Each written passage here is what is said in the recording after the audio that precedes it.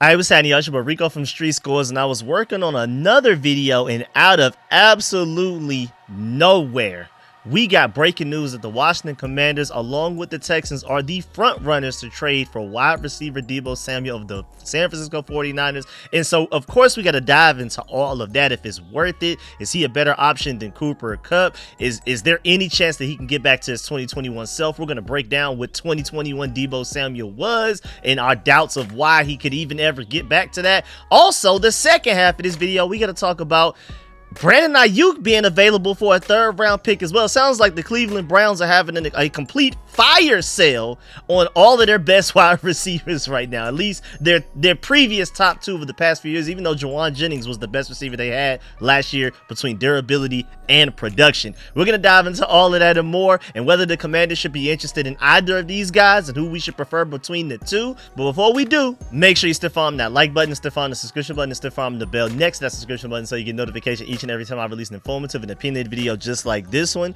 And just to let you know, just in a few hours from now, I will be uploading a video breaking down how the Commanders are interested in Ashton Jeanty and a lot of Michigan players. So be on the lookout for that video. That's why I say every now and then, make sure you come back and check on the channel, because I'm keeping y'all updated on everything on Commanders wise, your one-stop shop. And without further ado, let's go dive into the video right now, man. Let's get it.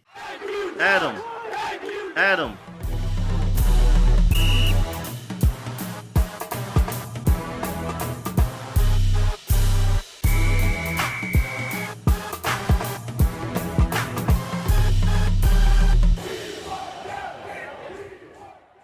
All right, so this Deebo Samuel thing has been like a thing for a while now. Now you have like NFL rumors who, you know, we don't necessarily use as like the most trustworthy source out there, but he's been reporting since back on February 11th that the Steelers, Ravens, and Commanders are the top landing spots for Deebo Samuel. Then just 2 days ago, February 26th, they tweeted again.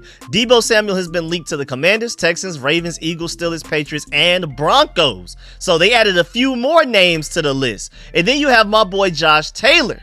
He tweeted just 3 hours ago. He said, I see Deebo and Washington smoke heating up in the national media right now. Then a 49ers fan replied, hi Josh, which media exactly? Other than the good old Ricky, not seen anyone suggest that Washington is in the league to snag Deebo.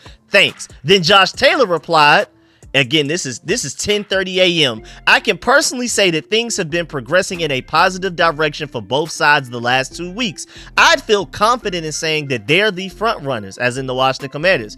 ESPN and a couple of others put out a best trade scenario for Deebo and listed Washington. And so Benjamin Solik of ESPN suggested that the Commanders get Deebo Samuel, while the 49ers in return get a 2026, not 2025, 2026 fourth round pick and a 2027 fifth round pick that could become a fourth rounder if Samuel is on the team in the 2026 season. Basically, we give them our 2026 fourth round pick, and then if we like Deebo Samuel enough to keep him going into the 2026 season, 2 seasons from now, then the 2027 fifth round pick could become a fourth rounder. That's a conditional pick. And again, the Commanders would land Deebo Samuel in that trade. Now, of course, this is labeled by Benjamin Solik of ESPN a perfect trade scenario where everybody wins. But then you have a 49ers reporter saying there's no scenario in which trading wide receiver Deebo Samuel results in a perfect outcome for the 49ers in any way. Any trade before June 1st would trigger a significant salary cap hit, making it far more cost effective to keep the disgruntled receiver for the final year of his contract. Basically, 49ers fans are saying that no matter how bad Deebo Samuel is, no matter how upset he is and how bad he wants to leave, and even though John Lynch says that they will honor his trade request, like I talked about in the video, I think that was yesterday or the day before that, whatever, the same video I talked about Myles Garrett, I talked about Deebo Samuel and the likelihood that he's probably going to end up being moved, because John Lynch made it clear, basically, he's not going to play for us in 2025, but this 49ers reporter is saying that it doesn't make sense for us to trade him, do anything with him until after this 2025 season, because no matter what, he's going to be a big time salary cap hit for us unless we wait until after June 1st to trade him. Now, that's a bridge we'll cross when we get there. I'm not going to worry about the whole June 1st, you know, parts of this, all of that minute detail there, because that could play a big part in this. Like, do we actually have to wait until June 1st to trade for him because the 49ers are going to be that petty because they want to hold on to the cap space or whatever? Either way, the most important thing is that now suddenly, again, mind you, those Josh Harris updates and reports that we're the front runners came at 10:30 a.m.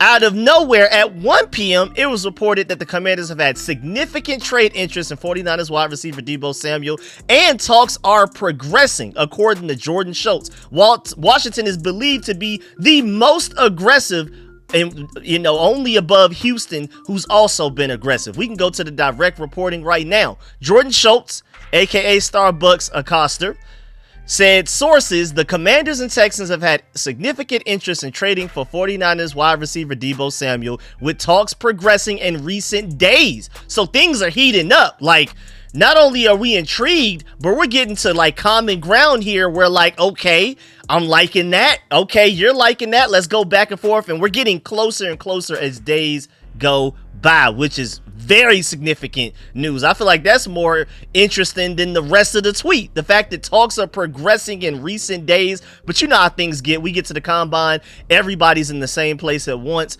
Player agents, general managers, head coaches, scouts, everybody's in one place at one time, all in one building from all 32 NFL teams. So it's only natural that talks start to heat up here. But the fact that they've not only heated up, but they're progressing, sounds like we're on the way to some sort of a trade. But he also reported that other teams, including the Steelers and Broncos, have also checked in, but Houston and Washington are believed to be the most aggressive. And again, Josh Taylor feels like Washington is actually probably in the lead, maybe even just by the slightest margin. And so then just a couple of minutes after that, you have Josh Taylor. Again, make sure you follow him on Twitter, subscribe to his YouTube and everything, because hey, that boy is one of them ones when it comes to being an insider right now, especially for the Washington Commanders. So then he replied and tweeted, after Jordan Schultz came out with that report, that I've been told that the interest between Deebo Samuel and Washington have been strong since I first reported it the night of the Super Bowl.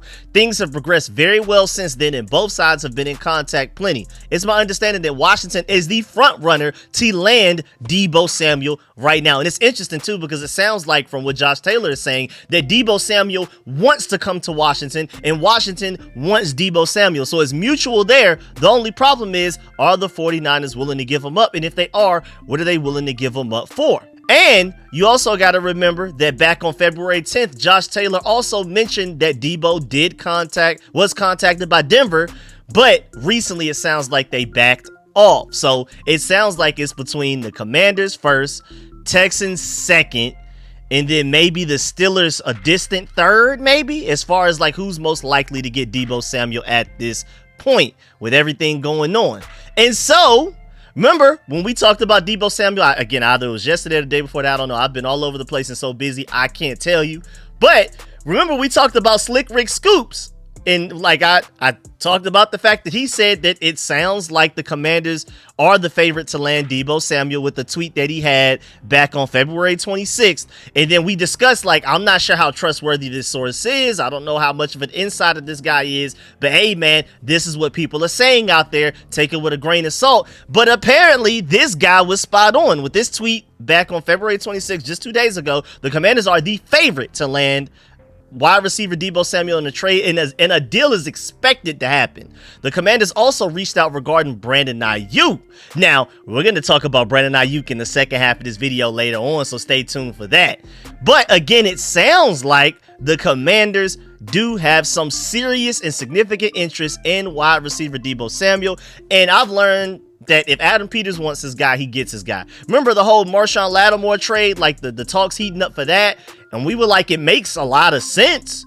But, you know, as Commanders fans, we have PTSD. We're not used to making trades for players that we really want. Either like other teams are trying to lowball us or overcharge us for trading for a player. Like we just didn't have good relationships, or we just didn't have a general manager. First of all, no, we didn't have a general manager technically for years. Going way back all the way to like Bruce Allen days and things like that. But we never had like a top decision maker who was even savvy enough, you could maybe say smart enough, whatever, to even pull off good trades.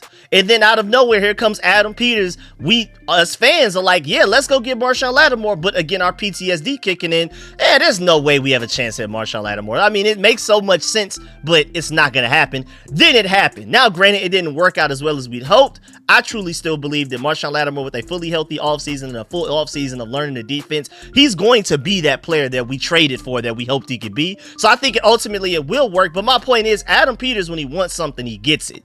He somehow found a way to get rid of Sam Howell for more trade value than any other quarterback in that draft class, Kenny Pickett, and even Desmond Ridder, who started quite a few games for the Falcons. He somehow found a way to get a third-round pick for Jahan Dotson. Adam Peters is a magician, man, so if you want Deebo Samuel, you should be excited, because Adam Peters, if he wants somebody, he's going to get somebody. If he wants a draft pick, he'll get that draft pick. If he wants a player, he's going to get that player. Now, should we do this? And honestly, between Cooper Kupp and Deebo Samuel, I feel like Cooper Kupp is definitely the safer option between the two, because you know he's always going to be open for Jaden Daniels and will always catch the ball when thrown towards him. Deebo Samuel does have somewhat of a drop problem, even when he had his really great 2021 season, which we're going to dive into later. He still has a tendency to drop passes. Like, literally think of Cooper Kupp is like the wide receiver version of Zach Ertz in multiple ways too. Like, dependability for Jaden Daniels, again, always open, always going to catch the ball. So like, I mean, he may not necessarily be a great wide receiver too, but he's going to be a guy that Jaden Daniels can always depend on third downs. And as much as we go for it on fourth downs, Cooper Kupp could be more valuable in a Commanders offense than he would in a lot of other offenses, because of great quarterback play in Jaden Daniels, a smart offensive mind in Cliff Kingsbury, and also the fact that he has Terry McLaurin demanding a lot of attention on one side, Zach Ertz on the other, and hopefully we go and get one of those top running backs in the draft, like a Quincy Junkins or Travion Henderson or Marion Hampton. And again, I have a video that's on the way about Ashton Jeanty as well, so stay tuned for that. And I'm going to talk about whether it's worth trading up for him or not, because the Commanders are clearly interested in him. Either way, getting off topic, again, in multiple ways, Cooper Kupp is like the wide receiver version of Zach Ertz. Again, the dependability for Jaden Daniels and how he could literally be like a guy that nobody expects, comes out and balls out and basically like has a resurgence in his career. Like, he revives his career in Washington. He also has that first guy in, last guy out, like perfect football locker room leader, elite film watcher, great practice habits, the guy that you should like model what you do on and off the field after type of guy. And also Zach Ertz, mind you, came to Washington with a big injury prone red flag attached to him. And then he went out there and played 20 games last year, all 20 games, and was our second leading receiver. I think Cooper Kupp can literally be that as a wide receiver, but at the same time, Deebo Samuel has the higher ceiling. He's younger by 2 years, and yeah, Cooper Kupp has the higher floor for sure, but he's probably like an elite wide receiver 3 right now at this point in his career, not like a true wide receiver 2. Whereas Deebo Samuel, even though he didn't even play like a wide receiver 3, he played like a wide receiver 4 last year. Like, I mean, De'Ami Brown in those 2 playoff games was arguably better than any game that Deebo Samuel had last year. Maybe not statistically, but if you actually go look at the tape. But at the same time, he has the ceiling of a really good wide receiver too, if he can get back on track, but that is a big if. But neither of these guys have the combination of both floor and ceiling like a T. Higgins, but they both come way cheaper than a T. Higgins though. T. Higgins may be out of our realm of price, and who knows if the Bengals end up tagging him. We'll see when the franchise tag deadline gets here, if they do. But also on top of that, John Comm spoke to a 49ers reporter on his podcast just a few days ago, back on February 19th, and basically asked how Deebo Samuel is viewed in the locker room and what a trade cost could be if he's not cut.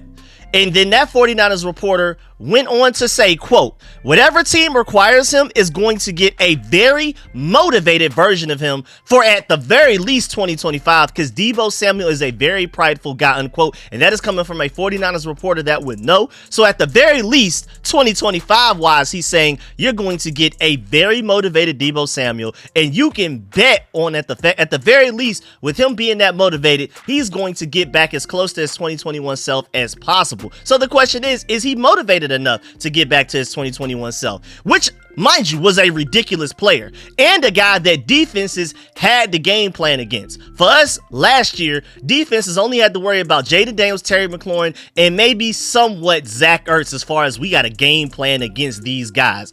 Deebo Samuel in 2021 was a guaranteed you have to stop him, otherwise you'll have no success defensively. And if he could be that, this would be an amazing move. If you could promise me somehow you could look into the future and Deebo Samuel will be closer to his 2021 self than his 2024 self after the Washington Commanders traded for him, then I would pull the trigger immediately on the trade. I mean, that guy played in 16 games in 2021. He had 77 receptions for 1,405 yards, 18.2 yards per reception, 6 receiving touchdowns. But don't forget the rushing. He also had 365 rushing yards and 8 rushing touchdowns. Remember, when we acquired Curtis Samuel, we were trying to compare him to like, hey, maybe he'll be like a diet version of Deebo Samuel. That's how good Deebo Samuel was back in 2021. When we were trying to get Curtis Samuel, or even when we were looking at certain players in the draft, like Xavier Legette and things, we're comparing him to maybe he'll be 2021 Deebo Samuel at best. Like, that's the ceiling for these guys. That's how good he was. I mean, even Pro Football Focus, back in 2021, they gave him an 87.2 overall grade, an 84.7 receiving grade, and even a 69.7 pass blocking grade. That's pretty useful. And they had him ranked as their 8th best player out of the entire 2021 season. They had Trent Williams number 1, Aaron Donald number 2, then Cooper Kupp. When we're talking about, if you can get the 2021 version of either Cooper Kupp or Deebo Samuel, that's a win. But you had Zach Martin 4th, Devontae Adams 5th. That's another guy, 2021 version of himself. Maybe I'm interested. Quarterback Joe Burrow, edge Myles Garrett, still doing this thing. I want him right now. I mean, he's been 2021, 2022 elite every year. And then Deebo Samuel was number 8. Out of everybody else in the NFL over Tom Brady that year, over Micah Parsons, Joel Bentonio, Max Crosby, Mark Andrews, Josh Allen, Jonathan Taylor, George Kittle on the same team, Kevin Byard, Aaron Rodgers, Cameron Hayward, TJ Watt, Justin Jefferson, Jordan Mailata. I mean, we can go on and on and on. Justin Herbert that year. They had Deebo Samuel ranked above all of those guys. He was serious in 2021. And so the problem is, does he have any of that left in the tank? I mean, that was 4 years ago, which is a pretty long time away. But even so, he was pretty good in 2023. He wasn't 2021 self in 2023, but he was still pretty good. I just don't know what 2024 was about, man. I mean, because he was mostly healthy, durable, and available pretty much all season, right? And at the same time, Christian McCaffrey and Brandon Aiyuk missed a lot of time due to injuries. And for some reason, he still didn't produce.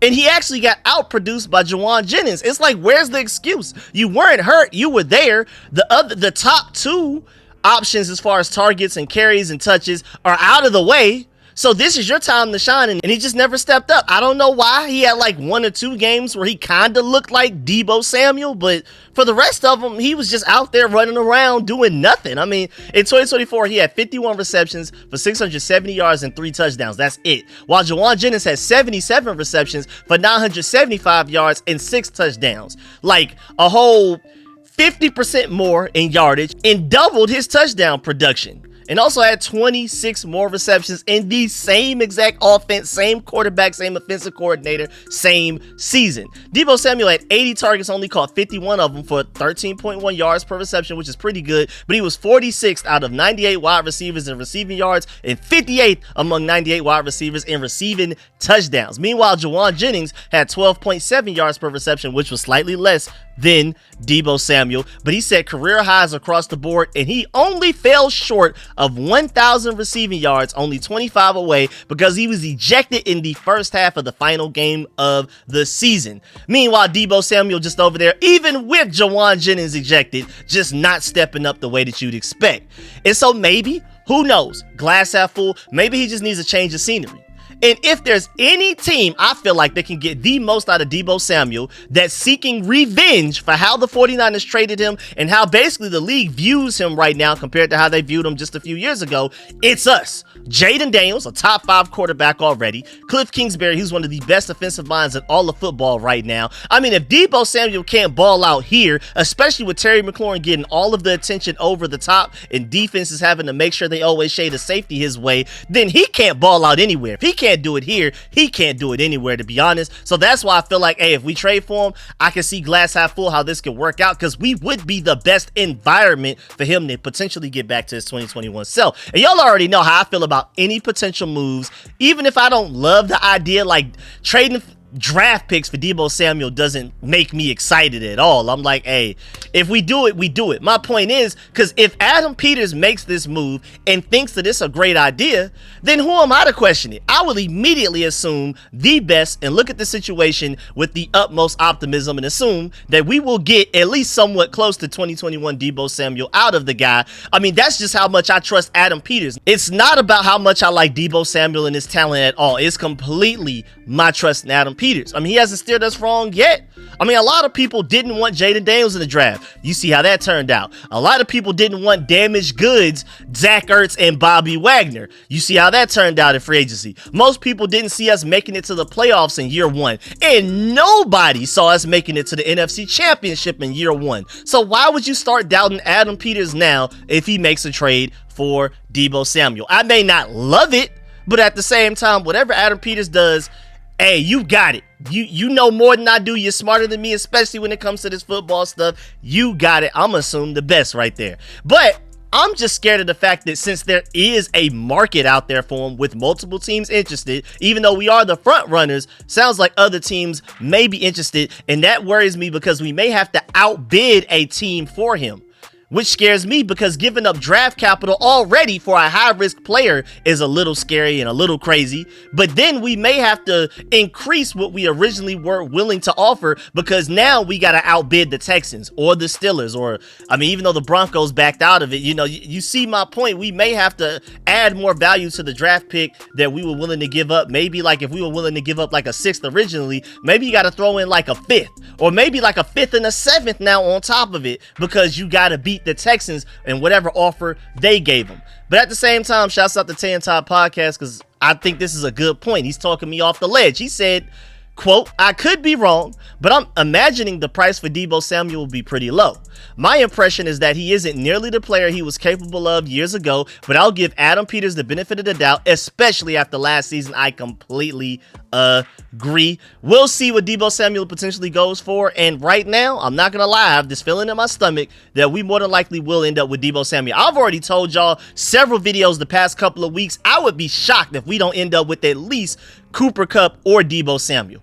I was starting to lean towards maybe more realistic, more likely Cooper Kupp just off of how safe he is. And you know he will come in and be better than anything we had last year opposite of Terry McLaurin. I mean, we could talk down on Cooper Kupp all we want. 2024 Cooper Kupp is easily wide receiver 2 over any other receiver we had last year. We could be bougie all we want, but we know Cooper Kupp, and especially in this environment, like I've already said, with this training staff that can get durability and availability out of him, Terry McLaurin opposite of him, a better quarterback in Jaden Daniels. You know I love my Georgia dog Matthew Stafford, but Jaden Daniels is one of them ones. If Cooper Kupp can shine, it's in this environment. But at the same time, I mean, it looks like more than likely Deebo Samuel seems to be the guy that we're going to end up with. We'll see though. But again, don't be shocked if we end up, I would honestly be surprised if we don't get at least one of the two, whether it's through trade, they get cut, we sign them, whatever. I think we're gonna go into the 2025 season with either Cooper Kupp or Deebo Samuel. Now, speaking of another high-risk player, moving on from Deebo Samuel, moving on to another 49ers wide receiver. Apparently, Brandon Aiyuk is on the trading block. This came out of nowhere yesterday.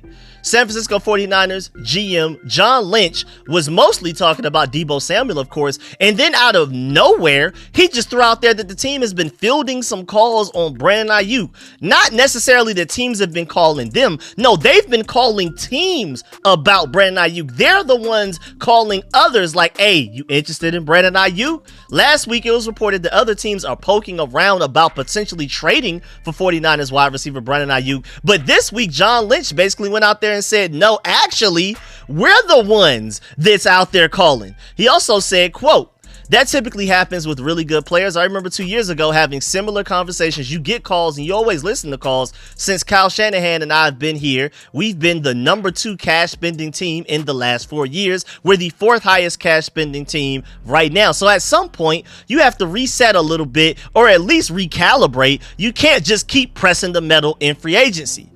I think there's some good that could come out of that, but we need to get younger. I think we're the oldest team in football after trying to make a run last year, and I think it's good to constantly get younger. Our draft class last year was a great move towards that. We'll have 4 picks in the top 100. If the comp picks happen like we see it, we'll have 10 picks overall. We're excited about adding more youth to the great core of players we already have, unquote. In translation, basically, the 49ers need to spend less money and get younger now. So basically, trading away Brandon Aiyuk, who's arguably the most overpaid player on the team, certainly is an option for them. And basically, it sounds like the 49ers do really want to get rid of Brandon Aiyuk, more so for cap space reasons, and I guess they regret the contract that they signed him to last offseason. I mean, if only they had been bold enough to do so last year, because they probably, more than likely, could have gotten a first-round pick in return for Brandon Aiyuk if they would have tried to trade him last year, but then instead, they paid him big money. Now he has a torn ACL and MCL. They'll be lucky to get a third-round pick for him, according to Grant Cohn of KGET.com, which I believe is a 49ers reporter, 49ers website, San Francisco at least. But then you also have at DCZ Wall on Twitter. He said, I know he's coming off of an ACL. Don't forget the MCL as well. But give me Brandon Aiyuk if he's really available for a third round pick. Now, I'm not willing to go that high with a draft pick, but I am intrigued. You got to remember that the 49ers had the foresight to give Brandon Aiyuk the new big money deal contract thing over Deebo Samuel before the 2024 season. They basically literally chose between the two in the situation. They chose Brandon Aiyuk. And so don't forget, he's one of Jaden Daniels' best friends as well. And that's why we were talking about potentially trading for him this time last year as Commanders fans. And a lot of people were willing to give up a first round pick to do so. Like just last year, his stock was up. And there were confirmed and trustworthy reports that the Commanders were in on the Brandon Aiyuk sweepstakes, but then the price got too high for Adam Peters. I guess he wasn't willing to give up a first-round pick. But at the end of the day, Adam Peters clearly likes and wants Brandon Aiyuk. The only question is, how much? What is he willing to give up in a trade for him? Since Brandon Aiyuk suffered that ACL and MCL injury last year, his trade value potentially went down from a first to maybe a third, maybe even later. But at the same time, I'm always worried when a team is making a player available without the player even asking for it. Like at least Deebo Samuel said, I want to be traded out of here. And then John Lynch was like, all right, I guess we'll honor you for that. But they weren't just going around calling teams about Deebo Samuel. They're going around calling other teams about, hey, how you feel about Brandon Aiyuk right now? So, I mean, like with Myles Garrett, he's an elite player. The Browns are holding him hostage. Same with the Bengals edge rusher, Trey Hendrickson. The Bengals are holding him hostage. T. Higgins, they may franchise tag him to hold him hostage. Why are the 49ers just out here, out of nowhere, trying to trade away Brandon Aiyuk? So maybe the injury is in a worst case scenario situation to where maybe he'll never be what he once was. Based on whatever medical evaluation the 49ers did on him recently, maybe it's worse than anybody thought. Maybe he's not healing the way that they hope, and they're just trying to recoup any good draft pick they could get out of him while they still can before like the cat's out of the bag or something, and everybody's like, oh man, Brandon Aiyuk will never be what he once was. But we got to talk about what he once was. Similar to 2021 Deebo Samuel, you have 2023 Brandon Aiyuk, who Pro Football Focus grade-wise felt like was better than 2021 Deebo Samuel, with a 92.3 overall grade, a 92.3 receiving grade, an 83.2 drop grade, and a 66.8 pass blocking grade. I believe he was the #1 graded receiver out of the entire NFL according to Pro Football Focus by the end of that 2023 season. And then also, when they did a list of their favorite players from that 2023 season, Brandon Aiyuk came in at number 18. They said the 49ers don't throw the ball as much as other teams, so Aiyuk's opportunity to put out volume was limited. He averaged 2.65 yards per route run and almost 18 yards per reception while dropping only 2 passes all season. Aiyuk was one of the most devastating playmakers on one of the league's best offenses. They had him above Antoine Winfield on their list, Deron Bland, Puka Nacua, hit that elite rookie season he had,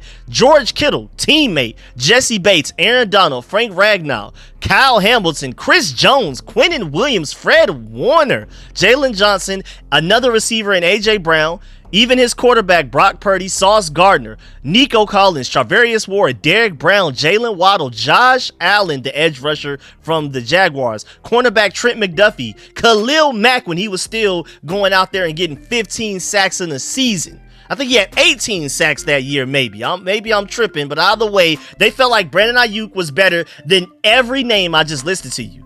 And also, mind you, that was 2023 compared to Deebo Samuel's 2021, which is a whole 2 years more recent. So when we're trying to project, is Brandon Aiyuk a better trade option than Deebo Samuel? Granted, he's coming off an injury and Deebo Samuel isn't. You got to remember, Aiyuk's elite season was 2 years more recent. But at the same time, Deebo is not coming off of an injury. But at the same time, Aiyuk only had a down year because he got hurt. What is Deebo's excuse from last year? So both of these guys are buyers beware for me right now. Like, Aiyuk injury scares me unless he's going for like a very late draft pick or something like that. And then Deebo, I'm personally only want to give up like a 6th round pick at the highest. I honestly would just wait until he's released, in my opinion. So I'm not even sure how comfortable I am with giving up any draft picks for either of these guys right now. But hey, again, if Adam Peters feels like it's the right idea, if we trade for Deebo Samuel or Brandon Aiyuk, or if we don't trade for either one, I'm just going to assume we made the right decision no matter what we do, because I trust Adam Peters that much. And now, off topic, but just to keep y'all updated, first of all, Lake Lewis tweeted that he's been in Indianapolis at the Combine with C-Wall SE, you know, the president of Bowie TV Sports, one of the like really trustworthy Washington Commanders insiders. And he said, and to say the high praise and buzz over the week around the Commanders is an understatement. People are speaking to us by the name that I have never seen or met.